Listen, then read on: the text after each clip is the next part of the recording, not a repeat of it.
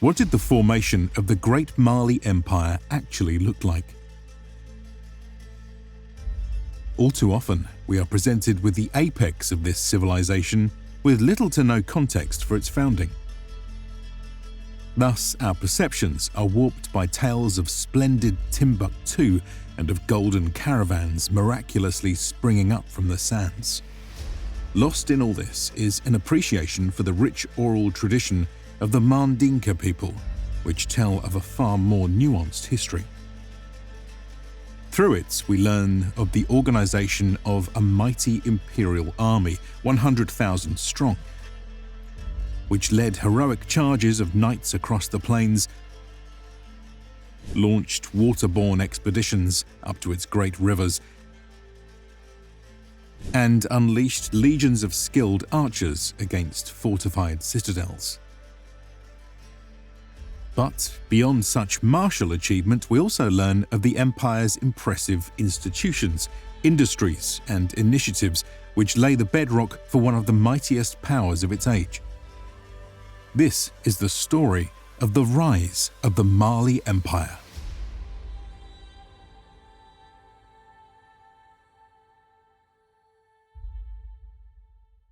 So with the new year now upon us, it's time for change. Whether that means hitting up the gym more, calling your parents more, or in my case, listening to a lot more audiobooks, you're covered with today's sponsor, Raycon. Their everyday earbuds act as the perfect gym buddy, study helper, and phone companion with premium audio that goes where you go. One of the greatest features, for instance, is that the newest model now has a 32-hour battery life, which is great. And in addition to that, they have a quick charge mode, which means that when you plug it into the wall, in just 10 minutes, you get 90 minutes of charge. The everyday earbuds also have a lot of modern functionality to them. So for instance, tap control features, you can connect to multiple devices at once, they're weatherproof, be it sweat, dust, grime, you name it. And also, best of all, they come at half the price of other premium audio brands. Now, I know my 2025 resolution is going to involve a lot more hiking and camping off the grid, and these everyday earbuds are going to be coming in clutch for that. Especially key is going to be the protective case that you can see here. This is just my design and my color, but there's a lot more to choose from that are all aesthetic and snug, and they keep your devices safe. But what's even better in terms of safety is Raycon's return policy. They offer a 30-day happiness guarantee with no questions asked. So try them out for yourself and get 15% off site-wide by using the link in the description or go to buyraycon.com/Invicta. That's up to 15% off everything on Raycon's website. So definitely check it out and enjoy.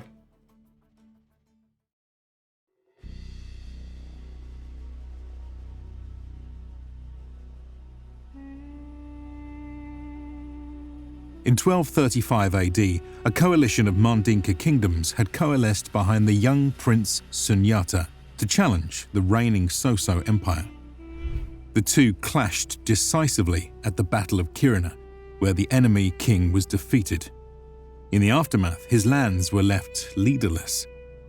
Taking advantage of this fact, Sundiata would lead his army to now besiege the major fortified towns which yet held the remnants of the Soso Empire together. First to fall was the capital itself. Showered by fire arrows and stormed by ladder-wielding infantry, its outer gate was quickly captured. Mandinka troops showed little mercy. The enemy within was massacred and the city burned to the ground. Next came Dia. Resistance was quickly overcome and its walls too were taken by morning. However, the brutal example having already been made at the capital, some leniency was now shown. The city was spared the torch, while its soldiers were forced to join the invaders. Last came Kita. By now, its fate was inevitable, and the city fell with little struggle. Mercy again prevailed, and its inhabitants were neither killed nor enslaved. Thus did the remnants of the Soso Empire bend the knee to the Mandinka. Without losing momentum, Sundiata quickly set out to consolidate his power by organizing the new kingdom's government. To this end, a great assembly of nobles was called, where Sundiata created the Kurakan Fuga, or Mandan Charter.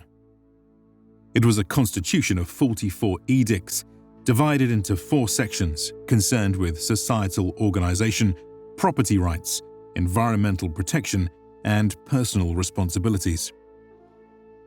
The Malian constitution thus gave way to the establishment of a government of which the Mansa was the head. Although historians commonly refer to it as the Mali Empire, the Mandinka themselves called it the Mandan Kurufaba, which somewhat translates to Mandinka Federation. This becomes even more evident when studying the very decentralized form of administration they followed. Most of the territory consisted of autonomous kingdoms who recognized the Mansa's ultimate authority and paid tribute. At the local and regional level, rulers were free to govern their lands with little interference from the central authority. It is only at the provincial or state level where the Mansa intervened, appointing or vetting rulers going as far as to place farbas, or imperial governors loyal to him and his interests. The members of the Great Assembly who swore fealty to Sundiata upon his ascension formed the Gbara. It served as the state deliberative body and the Mansa's cabinet, with 32 positions given different portfolios, expanding across economy, justice, war, foreign policy, and religion. Although all the members of the Gbara were extracted from a circle of 28 separate clans, all major social groups of Mandinka society were represented. Of the 32 officers, 16 were designated to the military, in charge of leading the army, protecting trade routes, as well as gold and salt mines, and sometimes charged with governing potential rebellious provinces or marches at the frontiers of the empire. 4 of these offices formed a purely political bloc. Their members were of royal stock, so relatives of the imperial family, the Kitas, and other clans related to them. 5 offices went to spiritual leaders from various faiths, while the 7 remaining seats went to representatives of the nation's trade and industry. By way of this well-defined and structured system, the early Mali Empire was able to focus its efforts in expanding its frontiers, which helped to consolidate their dominion over the trade routes and resource-rich regions, which in turn developed the empire's economy even further. Such wars of expansion were waged by the early imperial army. Naturally, it would evolve from the predating Mandinka system. For context, let us recall that the force which had won the empire numbered some 23,000 men. It was led by the overall field commander, or Mari, who in turn was assisted by 16 Tontigi clan leaders, each of which led their own body of heavy cavalry, totaling about 3,000 riders. Beneath them were the various minor officers, or Kelekun, who led blocks of infantry, which together numbered about 5,000 spearmen and 15,000 archers. As the army transitioned to an imperial one, it would now have access to far greater resources and manpower. Reportedly, this meant that at its peak, some 100,000 semi-professional troops could be rallied from among the Mandinka, with yet more levies raised from conquered peoples. If true, this represented a force nearly 5 times larger than the one which had preceded it. Its structure, therefore, was similar but with emerging complexities. At the head of the entire organization was the reigning Mansa. Beneath him, command was then split between 2 great generals, the Farim Sura, who led the army of the north, and the Sankar Zuma, who led the army of the south. Beneath them were the same 16 Tontigi, who now occupied the military seats of the government's deliberative body, the Gbara. Reporting to them were additional leading officers. The most elite of these were the Farbas, or great brave men who acted as chief vassals and governors. Junior to them were the Farima, or brave men, who acted similarly to European knights. Together, these Farari, or braves, constituted a nearly 10,000-strong corps of wealthy, well-equipped, and highly trained riders who could call upon their own retainers for support both on horse and on foot. Alongside the cavalry formations came the infantry units, which were led by kelekun, or warheads. They and their foot troops greatly outnumbered the cavalry, likely numbering around 70 to 90,000 men, most of whom were archers. Such were the ranks of the main field armies. However, alongside them existed additional units worth mentioning. For instance, infantry garrisons composed of free men mixed with slaves were maintained to defend the provinces. A fleet, too, soon emerged to protect and navigate the vital waterways of the realm. In time, it boasted hundreds of war canoes, some over 25 meters long with crews of 100, which could be used to rapidly deploy the armies of Mali.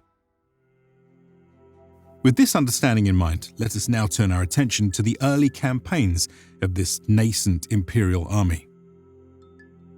We shall begin in the days just following Sundiata's final conquest of the Soso and crowning as Mansa in 1235 AD. At this point, we should understand that the army had not yet been reformed. In fact, it seems that one of the largest changes was the demobilization of around a third of the army which had accompanied Sundiata in his northern sieges of the remaining Soso strongholds. Having completed this task, the Mansa encouraged many of the rank-and-file troops to take up agriculture and herding.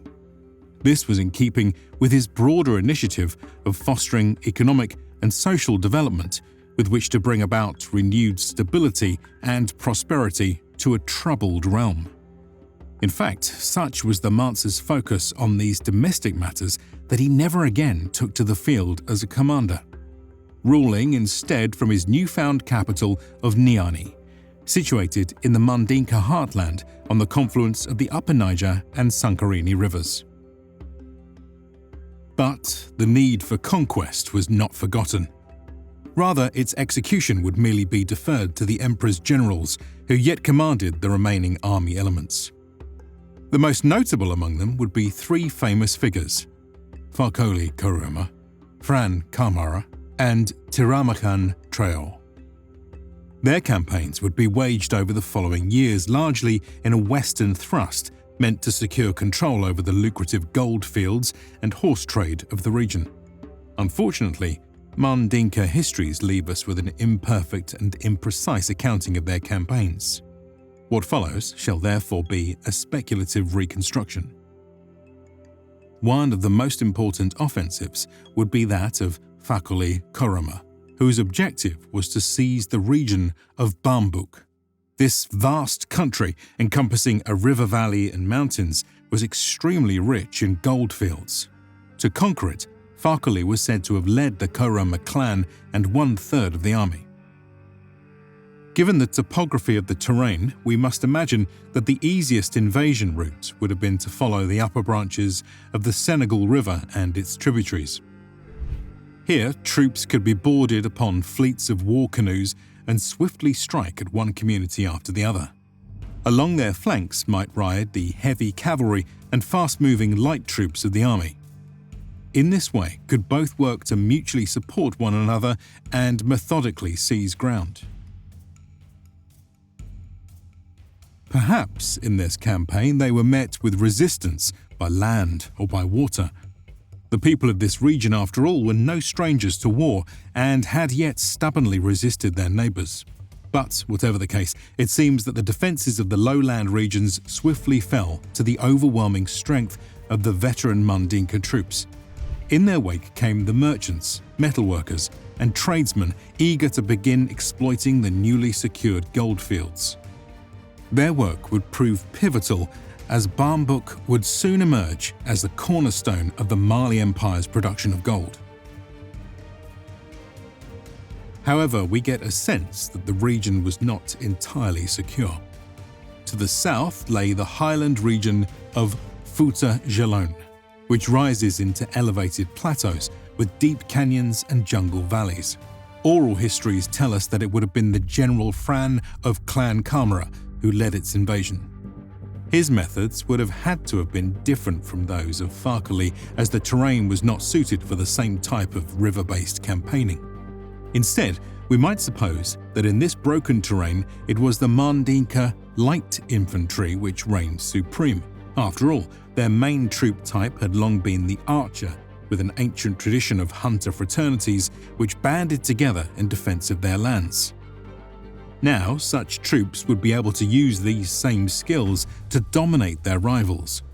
In doing so, the Mali Empire not only helped secure the flank of its gold fields, but also unlocked the lucrative products of its forests. But the early expansions did not stop there. A third general by the name of Tiramachan Traore would now carry the Mali banner to the far west. The unfolding of this event is elaborated upon by Mandinka oral traditions. Apparently, the military expansions of the nascent Mali Empire had caused a demand for horses. This in turn led King Sundiata to send emissaries west to the Kingdom of Djallon. It too had recently emerged as a regional power, rising in strength on account of its control of the coastal trade routes which ran from West Africa to the northern Arab sultanates. This brought with it many trade goods and, most importantly, high-quality steeds. Yet such wealth was closely guarded. When the Mali envoys arrived, they were looked down upon by the king of Djallon, who declared that Sundiata was but the bastard son of a hunter with no station to ride a horse, let alone call himself the King of Kings. Adding to such insults, the entire delegation was put to death, with but one man spared to drive the message home. When news reached Sundiata, he was rightfully enraged. War was immediately declared, and an army of 40,000 warriors was launched under the command of his most esteemed general, Tiramachan. This mighty invasion force advanced west, marching first upon the buffer region of Bambuk, just below the Gambia River. Details are lacking, but apparently this campaign proved so swift and crushing that it is believed the etymology of the name, which survives to this day, comes from a pejorative term in the Mandinka language, translating to those who were chased away. No doubt, the combined use of heavy cavalry and veteran foot troops was key to victory. And yet, the assault upon Djallon itself soon stalled, with a year of time elapsing before the Gambia River was forded. It seems that Tiramachan had chosen to follow in the footsteps of his king by first settling the newly conquered lands with colonies and agricultural developments. But once this had been achieved, war was renewed. The army of Mali now crossed into enemy territory. They would be met in the field by the assembled might of Djallon and its own mounted riders, led by the king himself. It's unclear exactly how the ensuing fight unfolded, but the oral histories are clear that it was a decisive victory for Mali. One which saw the vengeance of the Mandinka sated with the slaying of the king of Djallon. In the aftermath, Tiramachan would wage further campaigns to conquer the region, whilst the other recently acquired territories were pacified and organized into new territories. This was done not just through violence, but with careful political and economic maneuvering by the great king. Thus, by the time of Sundiata's death in 1255 AD, his realm extended well beyond that of the Soso Empire he had risen to overthrow, and soon rivaled that of the ancient Ghana Empire. Over the following decades, his generals and heirs would build upon this legacy, extending Mali's reach into Gao and Takro. Such was the power of these Mansas that they began to attract the notice of foreign powers. Of particular note would be the tradition of the great kings of Mali to begin personally partaking in the Hajj, a holy pilgrimage to Mecca. This began with Sundiata's son and successor, Wali, who had carried on the proud legacy of his father with campaigns which laid claim to the important trade cities of Walata and Timbuktu. However, the realm was not without its troubles.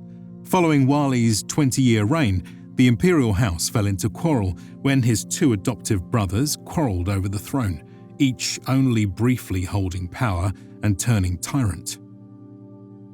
In their wake came a series of fleeting rulers whose position was largely owed to the back-and-forth power struggles between the Gabara and the Dozo guilds. The former protecting the status quo established by Sundiata, and the latter pushing for a return to older, pre-Islamic traditions. Yet all this infighting would distract the realm, leading to its ever-increasing territorial erosion. By the end of the 13th century, an unlikely figure would emerge to right the ship. A military man in imperial court who may have supported a prior coup now seized power for himself. Though of humble origins, his reign as Mansa Sakura, 6th Emperor of Mali, now breathed fresh life into the court. Its armies once more set off, quelling internal dissent and even expanding the empire beyond its previous bounds. He even sought to strengthen economic ties to the broader Muslim world. But such dreams would be cut short when he was killed in the desert on a return journey from the Hajj. His heirs proved ill-suited to carry on Sakura's vigorous leadership. It would only be in 1312 when a new king arose to propel Mali to its imperial zenith. His name was Mansa Musa. In future episodes, we shall explore this next chapter in the history of Mali. For now, you can catch script previews and download HD versions of our art by joining our Patreon or YouTube memberships. A big thanks to the current supporters and a big shout out to the researchers, writers and artists for making this episode possible. We couldn't have done it without this team and this community. If you enjoyed this episode, be sure to like and subscribe for more content and check out these related videos. See you in the next one.